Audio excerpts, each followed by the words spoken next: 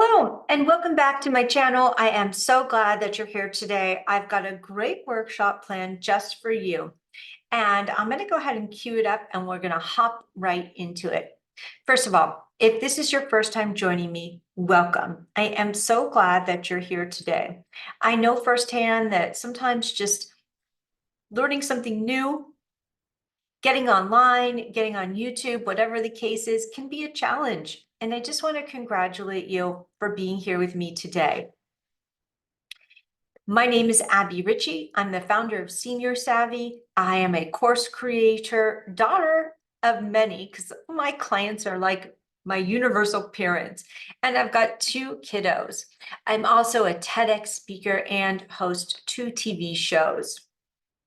Today, we're going to talk about Medicare scams. They've been on the increase lately, and that's why we're talking about them today.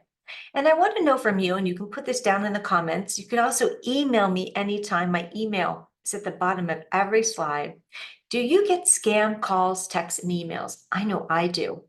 Have you been a victim of scams? I have. And what do you do when this happens? I would love to know from you what your course of action is, because today we're going to talk about how to detect scams, how to prevent and protect yourself, as well as what to do after a Medicare scam. So first, let's talk about a Medicare scam. This is when a criminal is pretending to be from Medicare or another known organization to try to trick you into sharing your information with them so that they can commit identity theft. That's it, even a little bit of information. So typically, they will promise you free items, maybe no-cost medical supplies or prescriptions, perhaps valuable medical equipment. But this is typically what their ploy is, to get information from you. They're going to pressure you to switch your plan. They'll tell you that you're pre-approved. They'll offer you a free new plan. They're going to give you a great opportunity to switch. And if it sounds too good to be true, chances are it is. They may also send you notices about your Medicare card. It's time to activate. It's time to renew it. You got to upgrade it. They're going to ask you to verify your account, and there will be a processing fee. They may threaten to cancel your coverage. They may say there's a problem or there's fraudulent activity. And in this case, you want to immediately get online and verify that with Medicare directly. You don't want to give over any of your information because that allows them to commit identity theft by extracting that information from you. So you really want to be on the lookout for these particular ploys. So here are some characteristics of legitimate Medicare communication. Okay, legitimate Medicare communication will come from the Medicare.gov website. And you always want to look to see that it has an HTTPS, that it has a .gov, or a lock, a padlock on the side of it. You also want to make sure that any written communication is on official letterhead. And you want to make sure that they're offering you clear communication, clear information. They'll address you by your full name. They're going to provide clear contact information for Medicare. And every piece of written communication will be typically well-written with proper grammar and spelling. Now, let's look at some examples of legitimate Medicare communication that will include your annual Medicare summary, Medicare Advantage or Part D plan documents, Medicare open enrollment materials, and official Medicare publications. So these are legitimate. Let's go ahead and look at some scams and learn how to detect them. First off, an unexpected contact. So this is a number you don't recognize. You want to be on the lookout for that. You want to be on the lookout for urgency and pressure because oftentimes they will create a sense of urgency, claiming that immediate action is required. And this gets you to do things you wouldn't normally do because you're pressured. They may request personal information like your social security card or a copy of your Medicare card. They may offer you some services like free services, free prescriptions. They may also ask for an unusual payment request, whether it's a gift card or a cash app. And you may also want to be on the lookout for inconsistent communication, like poor grammar and spelling errors. So now let's talk about prevention. So when it comes to prevention, I'm really emphasizing the skepticism and the verification of information. I want you to question everything. Don't just take it at face value. And when someone calls you and pretends that they're from Medicare, I want you to hang up immediately.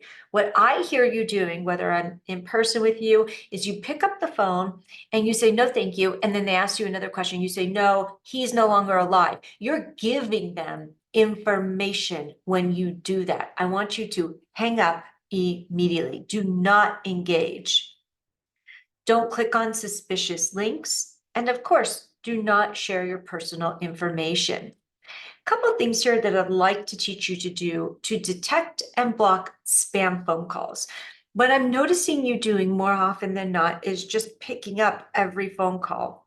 And there's a way that you can go into your iPhone and you can silence unknown callers. You go into your settings, you go to phone, and then you toggle on silence unknown callers. And there are the directions. You can pick up your phone. You can take a picture of this on the screen so you can go back later and do it. You can also block spam callers one by one.